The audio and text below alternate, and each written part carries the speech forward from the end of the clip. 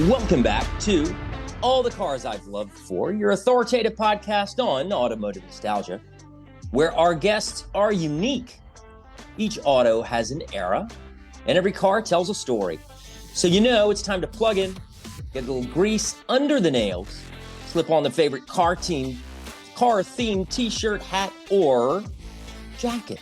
Speaking of, let's bring in my co-host with he's got all the options. He fires on most cylinders some of the time, which I think can be true of many of us. Our man with the half-baked plan, Doug. How are you, buddy? Welcome. Doing great. What's the weather up there? How you doing?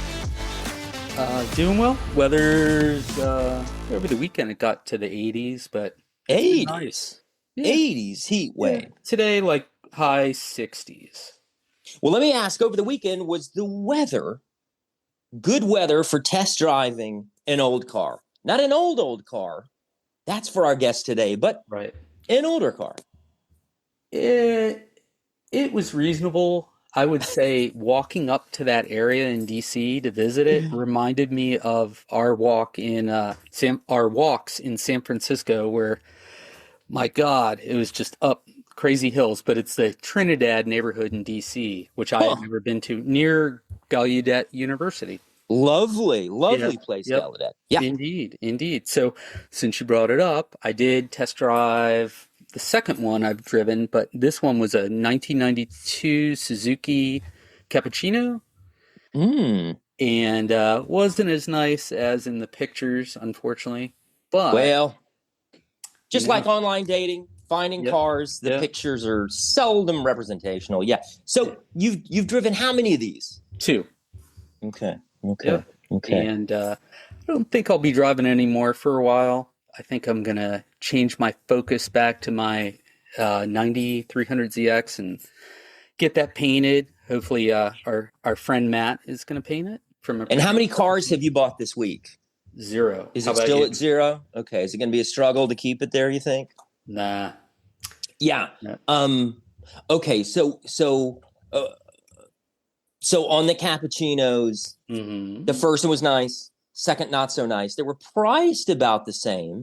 And tell the audience just a minute or two about these JDM.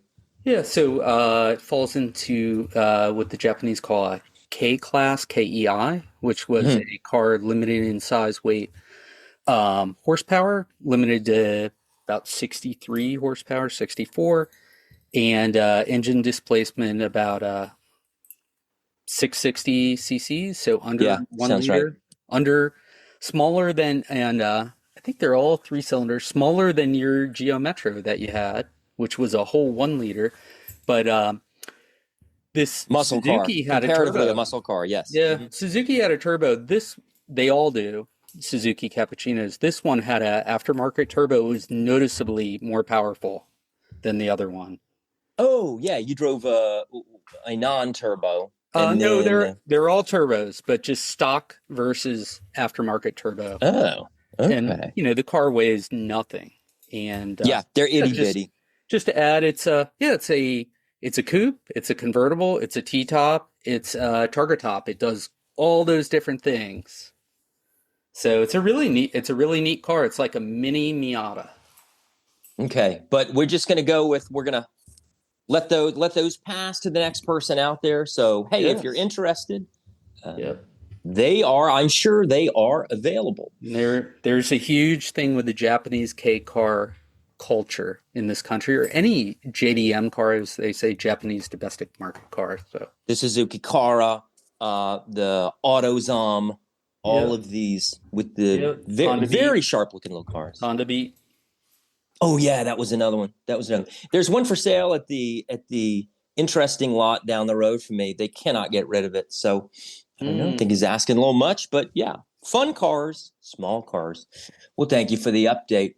You're welcome. And before we go ahead, did you want to say something else? No, I was going to say welcome. Before we pivot to our guest today, little bit of a call to action here, carslove.com. Please visit. We've always done, or we just did some work to the website. Let us know. Visit, reviews, pictures. You can stream shows there, I believe. And You that's do? actually, I was surprised that we're heard around the world. So I think a lot of people, that's how they listen to us. Okay. Just go to the website, check it out. All the episodes are archived there. You want to give them the link tree real quick? Sure. linktr.ee/cars loved. Absolutely. So if you like what you hear, tell a family member, a coworker, a friend, because you know what we do. We bring people together all over the world. Cities here in the United States, countries all over the globe. We know because we have the data. All right. And so as we march on here closer and closer to our guests who are going to tell us about some old automobiles. Today's theme, by way of a prologue, is what is the future of history? What is the future? Is there a future in history? As our guest will show today, there absolutely is. So I'm going to toss it over to Doug. And how did today's guests find their way into your virtual garage? Yeah. So, I watch a lot of YouTube, and we have talked to some other colleges. We've had a couple instructor student duos before, and McPherson College in McPherson, Kansas, had been on my list. I was luckily able to reach out to Tina, and she connected me with these two gentlemen. But more background, they have a automotive restoration program. I saw a great piece on CBS Sunday Morning, and I think you watched the same piece, and it was incredible. Fantastic viewing. Yeah. If you found the podcast, the show notes will have links to both the information on the McPherson website, as well as probably a link straight to the CBS Sunday Morning piece. Yes, and it is lovely. It is so well done. So we would like to welcome in Chris and Cash. Chris is a teacher at McPherson, and Cash is a student. Good afternoon. How are you gentlemen doing? Good. Very good. Glad to be here. We're thrilled to have you. Thank you for making the time today. So can you tell us a little bit, let's ask Chris first, tell us a little bit about the program, how you found your way to it, and then we'll bring Cash into the discussion and say what attracted him to what y'all are doing there. Sure. So the McPherson College Automotive Restoration Program, this is our 49th year. We're getting ready to celebrate our 50th anniversary next year. It was started in the mid-70s by a local entrepreneur who collected cars, and surprisingly, maybe a little ahead of his time, he was complaining he couldn't find anybody to help him with his old cars that was not already old. He said, "We got to get young people," and that's something we hear now, but he saw it 50 years ago. So he got together with McPherson College, which was started in 1887, and said, "If I give you cars and some money, what would you do with it?" And here we are, 49 years later. It's a full 4-year bachelor degree program. So students come for 4 years and join the rest of campus. We're just one program on the campus. Right. We've got other majors, so we're kind of fully integrated. And students go through, take a little bit of everything as far as car projects. We only work on vintage cars. Beginning of time, so to speak. Right. Really, the mid 1970s is about as new as we'll work on. Yeah, that's so interesting that you mentioned that. Now, if you really want to put a smile on your face, okay, I'm saying McPherson is the preferred pronunciation, McPherson? It is McPherson. Perfect. Thank you. Now I know. Hey, if you go to the website, if you go to catalog.mcpherson.edu, you can see all the courses that they offer here. And this is the automotive restoration. Is it okay to call it a major? Yeah. Okay, sure. Lovely. And it's so fascinating because there are core courses just like any college, and then there are emphases that you can step into. So some of the core courses, I'm not going to read them all out, but just the more interesting ones. Okay, engine rebuilding, drivetrain restoration, sheet metal restoration, fundamentals of woodworking. That is curious. So why would I need to know about woodworking when when restoring a vintage car? Why would that be important?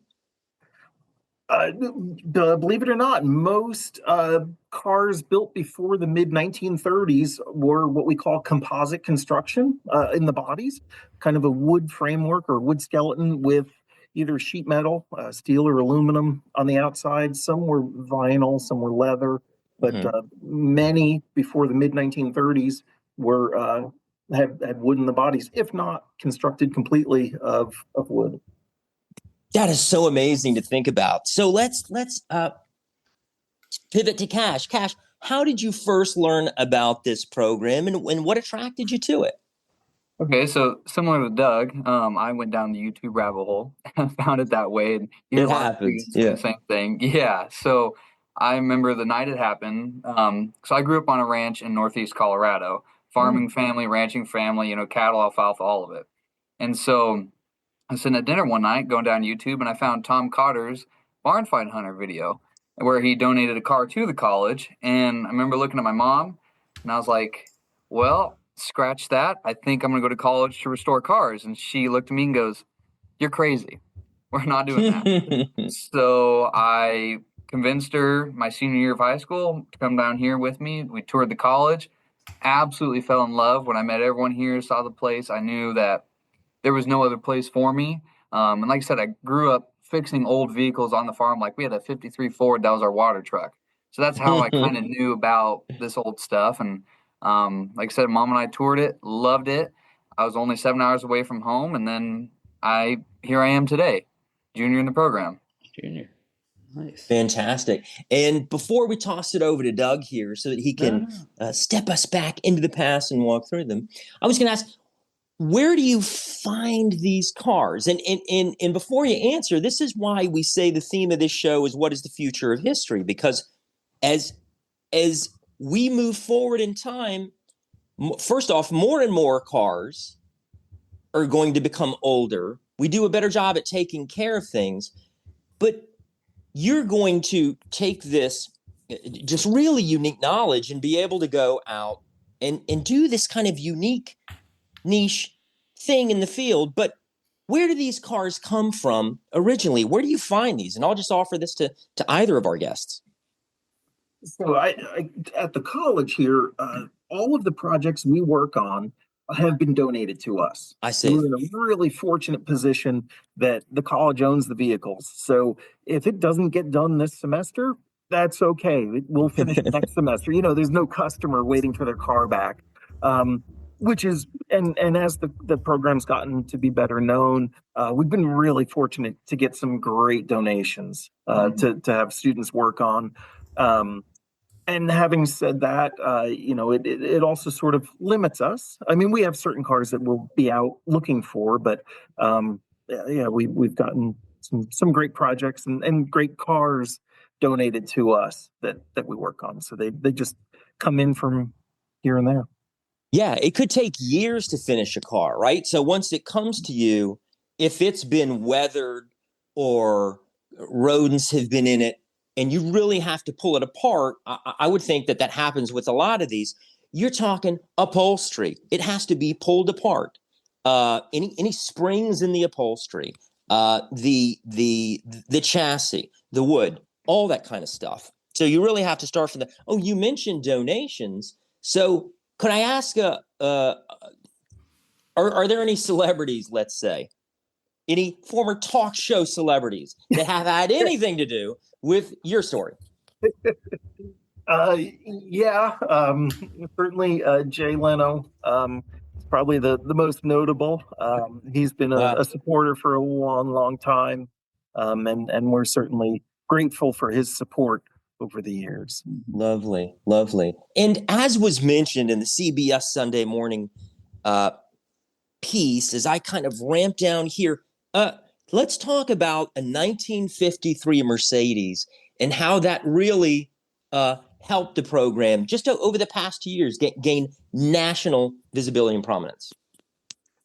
I can speak to that a little bit. So it was 12 years ago now that we set out on a new strategic plan. And that was to compete to win at Pebble Beach, which some people scoffed at. How are you going to, how is this little school in Kansas going to do that with a bunch of quote kids? And we went out and we found this 1953 Mercedes 300S Cabriolet, which looked like a pretty good, solid old car. And we took it down and had students restore every single piece of it with the goal in mind, which I think is just a huge part of where some people have trouble with their project. They don't know what they want it to be. We knew from the beginning we wanted to make it as perfect as we possibly could. And so just spent 7 years doing working with students, but having them do the total restoration. And so you have that car is still on campus again. It's still owned by the university. Yep. It's was shown at Pebble Beach, and it's been shown at several other events since then. And it is owned by the college, and I presume or hope will continue to be owned by the college for years, so we can continue to display what some students have done. Got it. Lovely. Now, I didn't see this on the website, but is there a kind of a museum on the school grounds where you can see these, or? I don't know. You want to? There's not a museum associated with the school. We do have a town museum that they do. One of our teachers here, Luke Channel, he's on the board, and he'll do rotating automotive displays. And like my freshman year, I worked at the museum here in town, so I helped set up some of those automotive displays. And the one currently going is German automobiles. But most of the cars that the college owned are stored in a storage facility where all the same students store their cars too. So, but there's showrooms in the Templeton that we display them, and all in tasteful, look really good, impress everyone. Nice way of doing it. Fantastic. And do you have cars? I don't know how to say it, but cars from all over the world. You have, is it all domestics? Do you take in imports too? Will you take anything you can get your hands on? So we do not take anything we can get our hands on. We do say no to quite a few projects, whether they are, and that sounds almost counterintuitive. Somebody wants to give you something, but we've got quite a few cars. We're certainly glad to talk to anyone that has something in mind that that they'd like to potentially donate to us. We do try to have a little bit of everything. We've got mostly U.S. and European, actually entirely U.S. and European cars, but quite a spread from Europe. Mercedes. Got it. I don't know. Triumph. Yeah. Austin Healey's. So we've got, and then of course a lot of U.S. stuff also.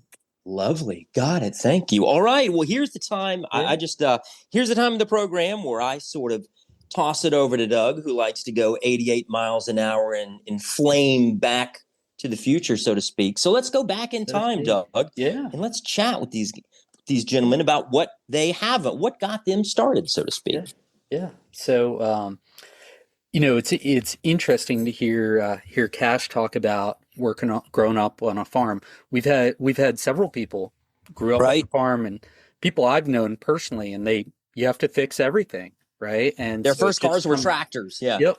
That was one of our guests. Yep. Yep. Mm-hmm. So it just comes natural, right? And it's a necessity, right? There's nobody else to go fix it. You got to go do it. So Cash, your first car was a 1970 Volkswagen Beetle. Nice. Bright yellow. Mm-hmm. They're always yellow. Why are they yellow? Well, everyone knows where you go. I think it was a thing so that way if I got in trouble, they could spot me in the small town that I grew up in. Be like, that dang kid. We're giving Cash a car, but it's going to be the loudest car in the village. It was. Cool, man. It was the loudest and the brightest. Yeah. Slowest, but. And how'd you get that car, Cash? So this one is kind of an interesting story. My mom, when I was about ready to turn 16, like I said, grew up on a farm. So we had a bunch of farm vehicles. But my mom had a 2011 Hyundai Elantra, just one of her like random cars. And she goes, Cash, here's something reliable you can have for high school. I'll sign it over to you. That way, you never break down. And I said, thank you, but I'm going to trade that instantly. And so as soon as I got it in my name, I went and traded it for that Volkswagen Beetle. And she liked it. You know, she drove a manual. My grandfather, one of his first cars was a Volkswagen. So it was a good adoption to the family. And then about 2 months after I got it, I decided to be pretty cool and drive it on the hottest day of the year and blew the engine out of it. So real quickly learned how to rebuild one. And then after that, my car snowballed and changed, and now I'm in a pre-war and all that. Nice. Yeah, and I could tell when you were, for those who are watching, when they get to see it, I could tell you started smiling thinking about it, and what you went from here's a reliable 2000 series car to, hey, let's get this 1970 Beetle. Oh, I never hear the end of it from my mom. Yeah. If she was here today, you guys would hear it all too. Yeah. So, well, and you might not be with us if you hadn't made that bold choice, right? Exactly. Yeah. Like I said, it put me on a completely different track, and one that I'm happy for. Yeah, especially driving on the hottest day of the year, right? Exactly. And I've had my fair share of tractors too. So luckily now I've got the cars that go a little faster. Yeah. And everybody seems to have a Volkswagen story. I can't even think of how many people we've had on talking about Volkswagens. It never ends, with good reason. Yeah, great cars. I mean, love mine to death. Yep, iconic. So we're going to ask Chris about his first car, which is a little bit older than yours. Well, so it's kind of a tricky question. My first daily driver was a 1976 MGB. Blue, so it wasn't the bright yellow of a Volkswagen, but it was still slow. And when people saw me around town, you couldn't get away with anything. It was the only thing in town.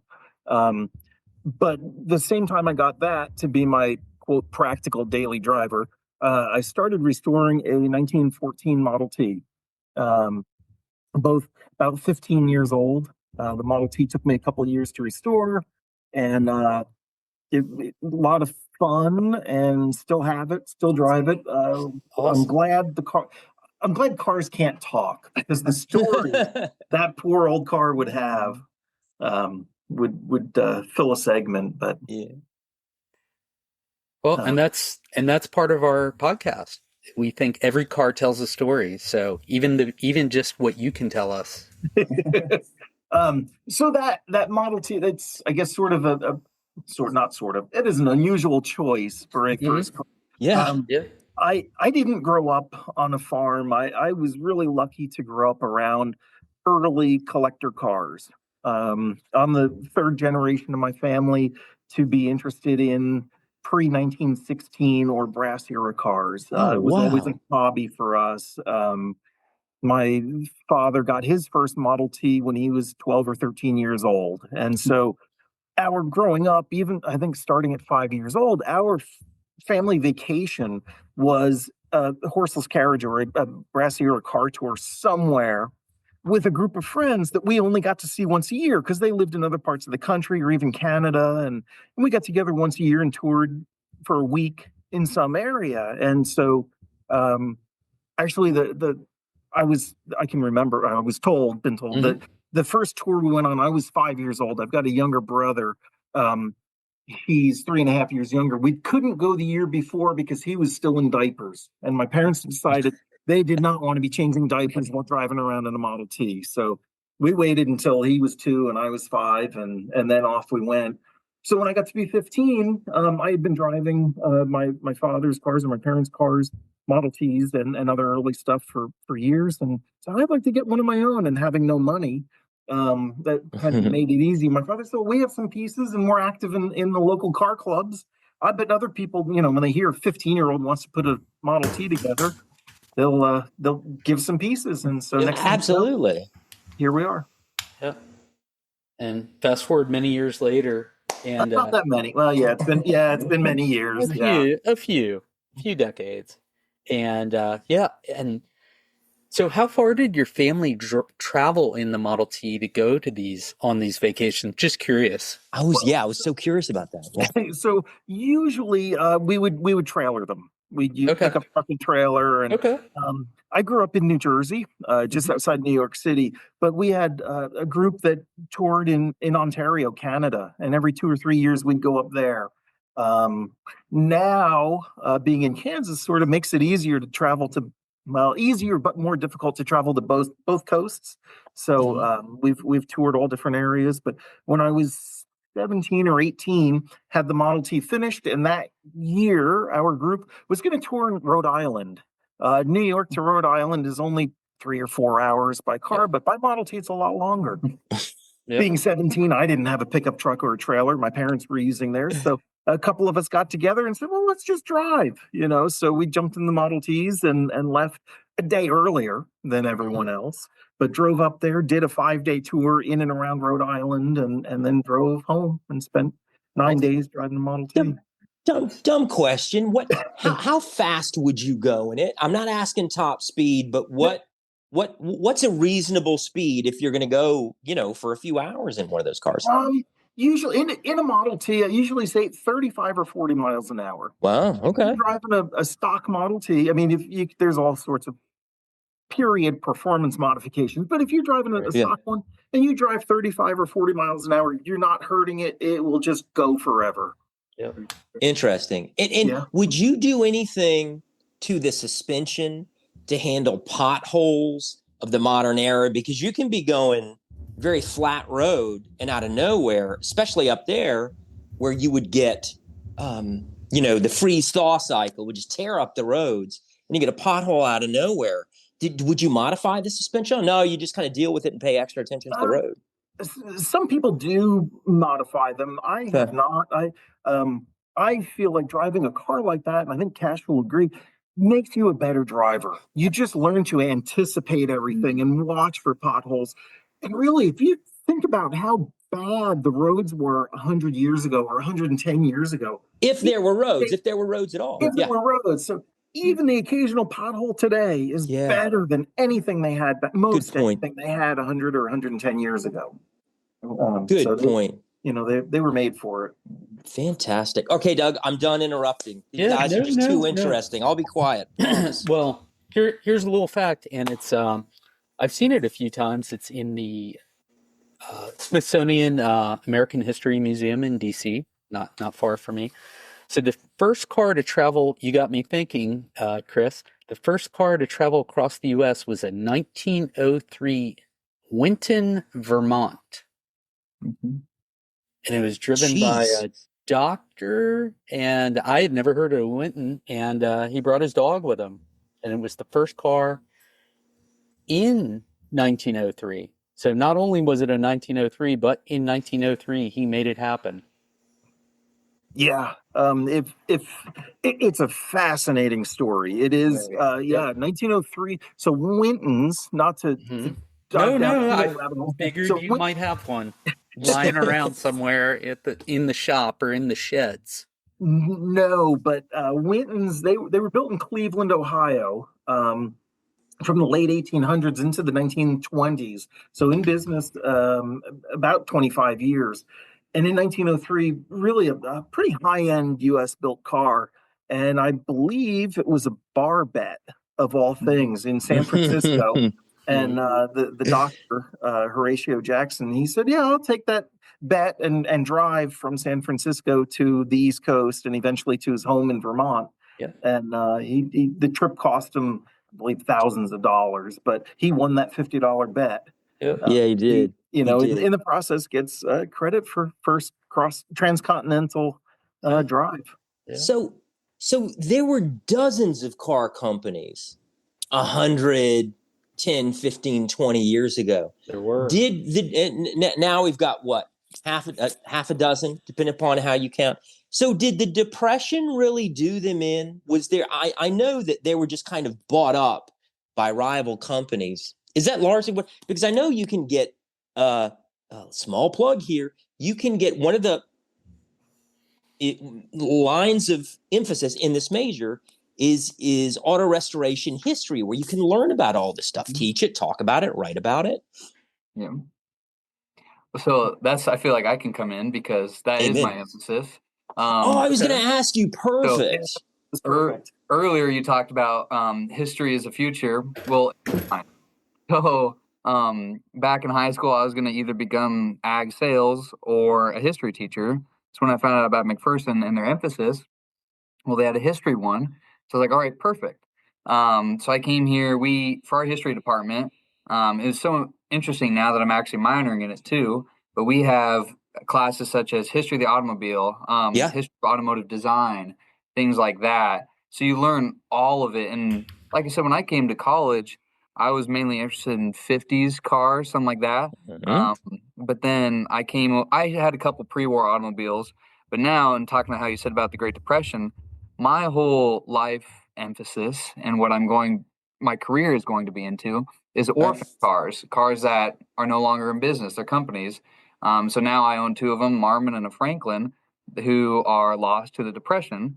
And so you learn all of it. And that's being at this program really shifted me something into liking history, like I said, enough to make it a minor and like these old cars. And I mean, I spend my weekends. There's some college kids who spend their spring breaks, going to beaches and partying. I spend mine in the library and watching documentaries on my couch about Horatio's Drive, the Lincoln Highway, stuff like that. So love it. Great answer. And so, so to be clear here, as we were talking about before, sorry, I said I wouldn't interrupt, but I can't help it. These guys, McPherson, great questions. Great questions. Okay, so great answers. Now, Cash, you still have to take the core courses, 40 to 41 hours, introduction to restoration, engine rebuilding, all this good stuff. I mean, you've got to jumpstart, as we said, fundamentals of woodworking, automotive, electrical systems. What else? Chassis restoration. Okay, important. Paint. Yeah, exactly. Upholstery. And the history core courses are introductory methods for historical analysis, social history of the automobile, technology and society, colloquium of historiography, and then your thesis. But then the electives are all sorts of interesting things here too. American history since 1877. Automobile had a ton to do with how that changed. Modern Europe, social history, political history. So have you taken any of those courses yet? You mentioned you were a junior. I've taken every single one you've mentioned. So the one Mic drop. Yeah, the one thing I love about McPherson College, I'll give a little shout out there, is so I come from a small school. My graduating class was 18. So when I came to McPherson, which people say is also small, I fell in love with it because not only is the AR program amazing, the general education program is amazing. So I was a fortunate freshman. I probably took 3 or 4 automotive classes my freshman year, engines, paint, I think chassis. I took a lot of them, intro to restoration that Chris teaches. And then after going into that, like I said, I wanted to do the history emphasis. So I took all the history courses our college has to offer. And now I've done advanced paint because we have several advanced courses as well too. So as a junior, I've luckily been able to take a lot more than the core and just dive into anything. So that is fantastic. All right, Doug, I'm done interrupting. I promise. Over to you. Until we end the show, I'm going to keep it buttoned. No. You're fine. You're fine. So what's great about your guys, well, actually, I'll ask you about what happened to your first cars. I think you both, well, at least Chris still owns his, but I'll let Cash tell us about what happened to his first car, and then we'll get into the second cars. My first car is still sitting at home in our shop. So Mom reminds me of it every time she goes out there because it's collecting dust. Oh, it's still there. Drive it. Yeah. And Love that. All of them running, but now I probably filled that car with about 5 more, or shop with about 5 more cars, and I still get those calls from Mom saying, you got to do something. So they're there. Yeah. And Chris, I think you mentioned you still have the Model T. Yep. Yeah, I still have, and at this point, I can't get rid of it. No. And maybe the good part is it runs great, usually. But it's I've got so many memories, and it's led a pretty hard life. It wouldn't, at this point, I guess I'm lucky, it wouldn't be worth selling. It's worth more to me than it would be to anybody else. And Oh, I love that. I love the way you just put that. Yeah. I have two daughters, one in high school and one in college now. And, I told them, because they kind of grew up the same way I did, antique car tour somewhere in the country, and I think they figured out they've ridden in or driven a Model T or another early car, I think in about 30 or 32 different states at this point that they've seen growing up. And, told them both when they can reach the pedals, they can drive. So we're lucky in Kansas here. There's lots of dirt roads. And would just go out on a dirt road when they were 8 or 10 years old. And here you go. They can, so my first car was also the first Model T they've driven. And my oldest daughter's now in college, but she restored her own Model T when she was in high school and before. And so that Model T that I still have, my first car, but we're still using it, and everybody gets to drive it. Yeah, no, that's awesome. So yeah, you guys both still have it. Oh, the MG. Because it was my daily driver. I drove it for a few years, high school and the beginning of college, and then it needed to go. I needed something a little bit more practical. And, got it. Especially in the Northeast, rust and all that stuff.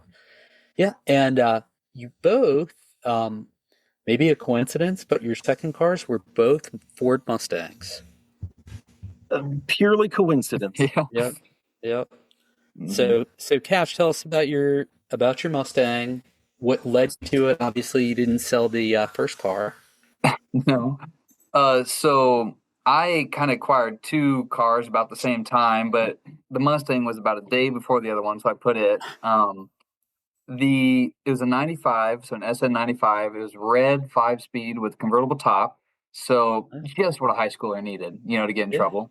And I got that car. It was actually my aunt's, and she had it. She was the second owner, put it in a storage shed for about 13 years. She came back home one day and she's like, "Have you heard about my Mustang?" And I was like, "No, I don't think I have." And told me about it. Of course, as a high school kid, I was like, okay, well, I think I want to know what speed is. So I went, bought that car from her. We dug it out of the storage shed and I put a new top on it.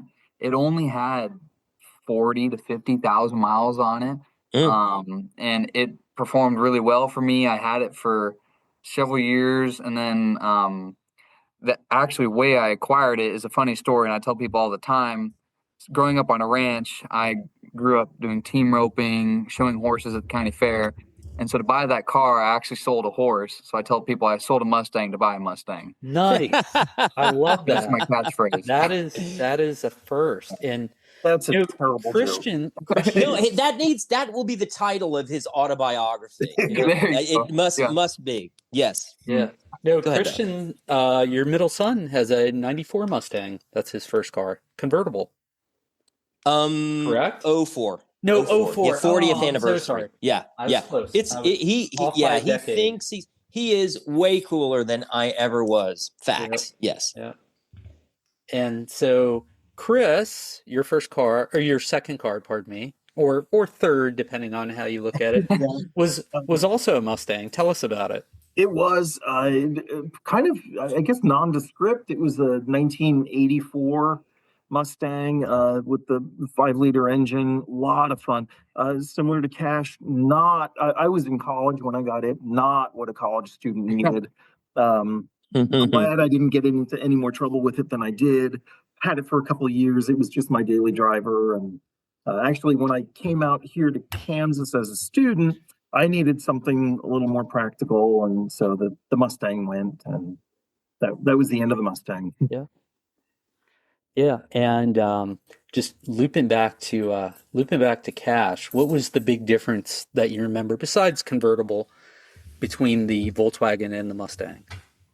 Well, comfort was a little bit. I had those nice leather seats in the Mustang, and like I said, the Volkswagen did 1600 dual port, but I feel like in the Mustang I could really hit highway speeds, get in a little more trouble. But I was always well with them. They were both in really good shape. So, but the Mustang to me was kind of my first jump towards independence and stuff like that, and be like, okay, this is my first car that I've purchased. Right. Yep. And, typical other things like I always had to change the thermostat on my Mustang and never had to do that on the Volkswagen. So, Oh, neat. Right. yeah, because I was like, well, now I've got to deal with this funny little water thing. Right. Oh, One of the things for me, I'm sorry if I Yeah. can jump in. No, please do. This is your show. Because I had such a difference between my collector car and my daily driver. I enjoyed working on the Model T or early cars. I didn't like working on my modern car and still don't. I mean, I'll do maintenance, but I guess it sort of gave me that mindset. If I only have a certain number of hours to work on something, I want it to be something old and maybe something I understand more. So, I'll do basic maintenance, but to me, like the even the MG, but certainly the Mustang and everything after, it's been a daily driver, and so I never beat on them real bad because I didn't want to have to fix it. I didn't want to have to spend the time fixing it. So I kind of always tried to take care of stuff and work on old stuff if that's what I got time for. Yeah. Well, you made your hobby your career, right? And that's pretty awesome. So I'm gonna jump around a little bit, but I just want to get to both of your current cars or most recent cars. Both cars, definitely Cash's car I had not heard about, but tell us about it, Cash. my 1917 Franklin, that most recent purchase. Mm-hmm. So it all began when I was a freshman here. And there's this club called the Franklin Club. They're amazing. If you haven't heard about them, look into them. Okay. They're, like I said, automobiles from, I believe, '02 to 1934, air-cooled. And they competed higher end with upwear by Marmons, maybe Pierce's, stuff like that. And so I went back to freshman year. I went to this Franklin Trek because I got a scholarship to go to it. It's a week-long event in upstate New York, and you just have fun. It's kind of like daycare for all these scholarship kids. We just get to drive these old cars around, and it's a great club because if there's kids who really like these cars, they'll always find the right car for the right kid. So since kids have gone there for several years, a lot of them acquired Franklins, and then I being the next victim. Back in October, I had a couple people reach out to me saying, hey, I think I know this one Franklin for sale. And the owners were like, yeah, we might sell it. And finally, we became really good friends. And I purchased it. It's a 1917 Franklin Cloverleaf Coupe. It's got a really special history behind it. It was a California car its whole life, has a California top on it. They say it's probably one of maybe two left with this top. Oh, wow. Really good special features. Currently not running. I've had it when I got it, it was probably in about 40 unlabeled boxes. I got it. Oh, man. I've been putting it together. And like I said, it's aluminum bodied, air cooled, wooden frame. It's really a buggy. So I sold my horse. Now I'm going to horseless carriages. So, aluminum in 1970 would have made it a very high-end, desirable automobile, correct? We think of it as nothing now, but yeah.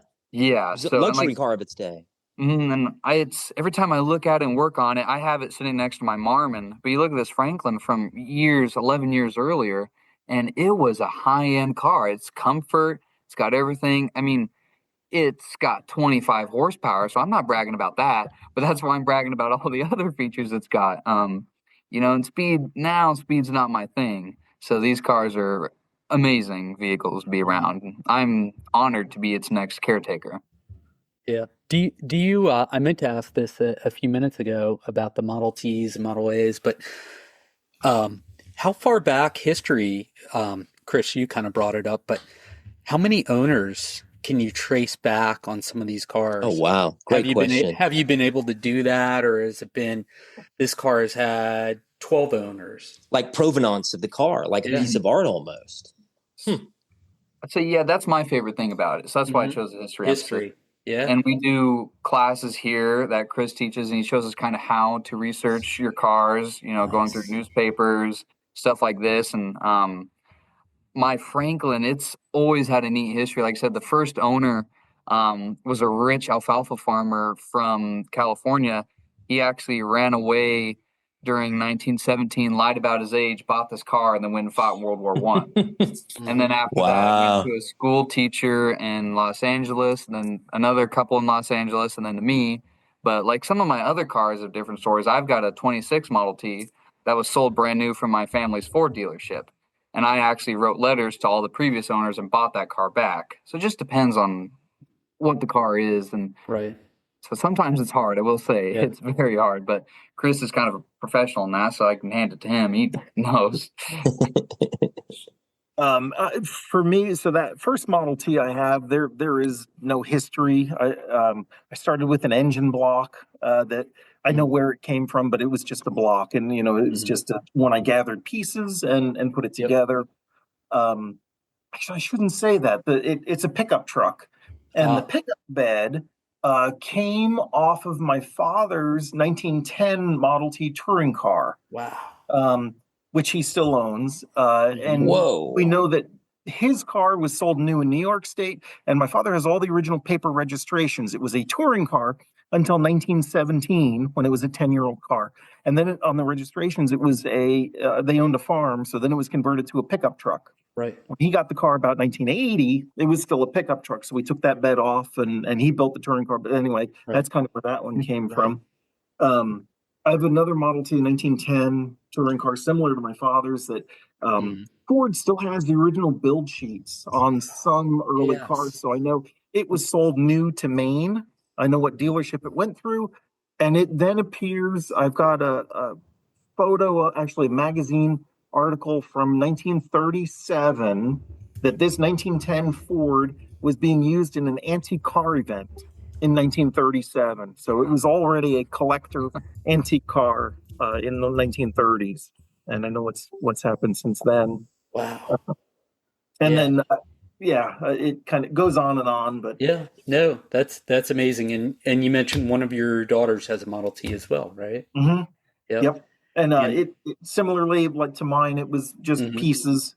Don't know where any of them came from. Right. And the history, correct me if I'm wrong, about pickup trucks and why they're called pickups is they didn't come as pickups. Companies sold the bed for it, and you would go to the train station, I think, the rail yard, and pick up the bed for the vehicle. And that's where the term pickup truck came from. Am I right? And like the pickup bed that's on my car, it was that. It's it was older. It was an aftermarket. It's newer. Sorry. Yes. Yep. Exactly. So I bet you didn't know that, Christian. Did not. Great question. Yeah. Good stuff. Yeah. So, so we want to hear about the Auburn as well, Chris. So we're competing here. We've got a 1917 Franklin and we've got a 1910 Auburn. I am curious if you guys would race, who would win, but tell us about it. Well, his doesn't run right now, so I'm going to say I would win. I can push that. We could push it and it would win. Yeah. I'll say this week I would win, no doubt. So the Auburn, it came into our lives. I'll say our lives. It's a family car. We bought it about 5 or 6 years ago. Always had Model Ts and Buicks and other early cars, and then decided we wanted something a little bit bigger, but also early. And this was a car we had seen years and years ago. It was somewhat local, near Wichita, about an hour away from us, and kind of tracked it down, found out it was still there, and were able to buy it. It had been, actually, it's another car. We know the history back to new. Got it. And then I did a quick search on newspapers online and found an article in 1953 on that car when it was being restored. And it mentioned the original owner's name and who owned it then. And we know the history since then, but it was restored in the 50s or 60s. Kind of pretty well done, but had been sitting since then. It hadn't run in 40 years until we got it. So we decided we were going to restore it. And that's what we did. Nice. Beautiful. So how many, I'm jumping ahead in my mind, but I just can't stop. Who has more cars, and what's the number for each of you? Probably Cash. I don't like to count this because I think currently I counted the other day because I just got one the other day. I'm at double digits now, so we hit 10. Oh boy! Okay. So Congrats! thank you. You can imagine how my family feels. Yeah. So Yeah, I was going to say, if you don't want to count, your mom would probably volunteer that number, right? tell me about it. She reminds you. Yeah. Mhm. For me, it's a lot less. Okay. I've got 2 Model Ts. I have a 1913 Buick, and then the Auburn is a family car. My father and I are Mhm. kind of 50-50 partners in that. Nice. Did the restoration together. So that only counts as half. So that makes me feel better. Mhm. And then we've got a couple other cars also, but nowhere near double digits. Yeah, that guy Cash has a problem. Cash has a good problem, but It's an yeah. addiction. Yeah, and I know Chris, you love all your cars. You really don't have one that you've hated, but I find or dislike. I find the car Cash mentioned, which is so out of character for him. What was the car that you disliked the most? That you told us about, at least. The one I dislike the most is one that I own because I have to work on it. Okay. Is a 1994 Saab 900. That's turbo cabriolet. Mm-hmm. And when you look at my collection, that's the one my friends make the most fun of because it doesn't fit in. Bright red. And like I said, I dislike it the most. It's got a good history with my grandmother's. I bought it from her. Low mileage, great condition, grandmother car to the max, if you can imagine one. But working on it sucks. It's those funny little foreign cars, and I can't wrap my head around it. So Yeah, I remember like that the Saab convertibles. I think like in the 90s, 80s, that was like if you were a lawyer, that was like the car you had to get, along with the BMW probably, but more so the Saabs. they're great cars. I mean, I have the window sticker and all that from mine when it was sold brand new. It was in 1994, a $42,000 car. Yeah. Leather Wow. seats, heated seats. It's got all the bells and whistles, and it's still a great vehicle for me. But it's just if I have to work on it, I'll turn it away for a couple days and be like, all right, we're gonna think about this. Wow. Yep. So there's you of all the cars you've owned, you've gotten rid of very few of them, it sounds like. Yes. Yep. Yes, depends on the car. Yep. Yep. And I want to ask you both. I think you guys have some dream cars already, but what would be your dream car? For me, I don't know. There probably going to be some listeners that are going to have to go look this one up, and Including sorry me. about that. But so for me, my dream car would have to be something early, just because that's what I'm into. But probably a circa 1910 Simplex automobile, because I grew up close to New York City. These were built in New York City, and just a really, really high-end car in that 1910 era. I'll say the mid-sized model was a 4-cylinder, roughly 600 cubic inch engine. Today, top speeds of 60, 70, 80 miles an hour. For me, that'd be the dream car. I'll settle with the Auburn for now, which is no comparison at all. But we're good with that. Yeah. And Cash?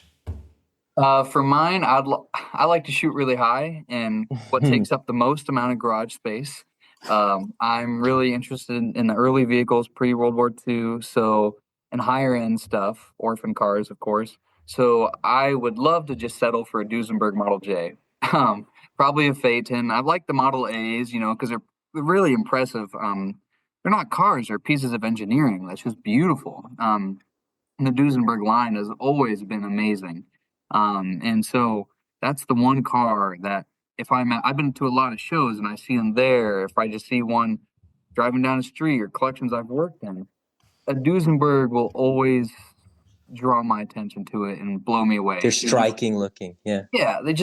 And you can't stop looking at them, all 10 miles of them. So. Good deal. Well, thank you guys for spending some time with us. I think you have an interested student here. Would you take Doug? I know, talking about your summer programs, he wanted to. Can he just kind of audit a class, or just sit in on? Does it still have to be admitted? Do you allow that sort of thing? So to come into the program as a student throughout the year, you would have to be admitted. I bet I could pull some strings and see what I can do for you, Doug. But yeah, so and we do have a process to come as a traditional student. But then yeah, we offer summer classes in June, which are 1 week, several 1 week sessions. You pick a subject, you come hang out with us. A lot of our past participants call it car camp. Car camp, love it. We do evening activities. It's only these what we call Restoration Institute classes. It's the only thing going on that week. So we all go to the dining hall together. Oh wow! But, a lot of the participants stay in the dorms. We clean out our newest dorms and put people in there, and they're just hobbyists from around the country that come and spend a week or 2 or 3 with us. Yeah. Doug is just coming out of his skin with happiness. I can just feel it radiating from you. So I can see more cars in my future if I go to one of these. Oh boy. Yeah. Start stacking up the cash. Well, gentlemen, this has really been wonderful. Thank you for making the time. I got one last question for you on the way out. And really, it's just more of a statement of mine. I find the concept of a rumble seat fascinating. It's a bucket list of mine to sit in a rumble seat in a car. One that's even redone would be even more fantastic. So what is a rumble seat? Why does it exist? Was it ever used? Was it sort of a vanity thing back there? Do you see them come through on any of your cars? Have you restored any, and do they work? A lot of questions. Yeah. Well, you just take one or two, and we're rapid fire. Let Cash take that. Okay, so I'll jump in because I have a 1928 Model A Sport Coupe. Okay. And it does feature a rumble seat. No way. So okay, it was restored in 1994 through 1997. Okay. When I purchased it in about right after I graduated high school, 2022, because it was a place I worked in high school. They had a bunch of cars, and bought it from them. And it is one of the best seats in the house. I drive that car. It's pretty much my daily driver is that Model A. But the rumble seat is the most comfortable place to sit. There's more leg room back there. You can actually, get fresh air. I would have thought the opposite. Oh no! You're saying there's more space to sit. So, maybe up front it's a little more crowded with not as much legroom. Okay, exactly. Okay. And you actually have to drive your car if you sit up front. See, now if I sit in the rumble seat, very good point. There's one time my freshman year of college where we drove my Model A and Model T from Colorado to here, 500 miles, and every hour or so we switched out someone in the rumble seat because everyone argued to sit there. Absolutely. So, it's like I said, the best seat in the house. I love mine. How is it in the rain? I've also been in the rain. It's for a car that's going 40 miles an hour, you're going to get a little wet. So enjoy the ride. Leather seat, so you just wipe it off when you're done. Oh. My dog, I've got a golden retriever. When we take the Model A out, he sits in the rumble seat, and everyone loves seeing him back there. He stays back there, and it's amazing. No, who is cooler than this kid Cash? Nobody is cooler than this guy. I got to tell you what. Well, thank you for that explainer. And I'll tell you what, pal, if I ever make my way out to where you are, I will buy you a tank of gasoline if you take me around the block in a rumble seat. Do we have a deal? You've got a spot in my car anytime. Yep. Fantastic. Again, thank you, gentlemen, both for making some time in your schedule. This was an extreme pleasure for us. Appreciate it. Thank you, guys. Yeah, thank you. All right. Well, you have just heard the high revving, low mileage, late model, maybe early model in this case, heard around the world authoritative podcast on automotive nostalgia. He's Doug. Reach him at doug@carslove.com. I am Christian. Reach me at christian@carslove.com. They were Cash and Chris. This was so much fun. If you like what you've heard, please follow and tell a friend. Leave a review. Try out carslove.com where you can do so. And our link tree, which is at linktr.ee/carsloved. That's why we keep him around. He's very conversant on the alphabet. Yes, go. If anybody wants to be a guest, wants to recommend a guest, wants to send us some automotive trivia, ask a question, you can do that all on our website. Send us an email. We're very approachable, and Doug has had most of his shots. Yes, I am sure we will see you at the next local car show, showroom, race strip, or concours. We appreciate you listening, and we will see you next time.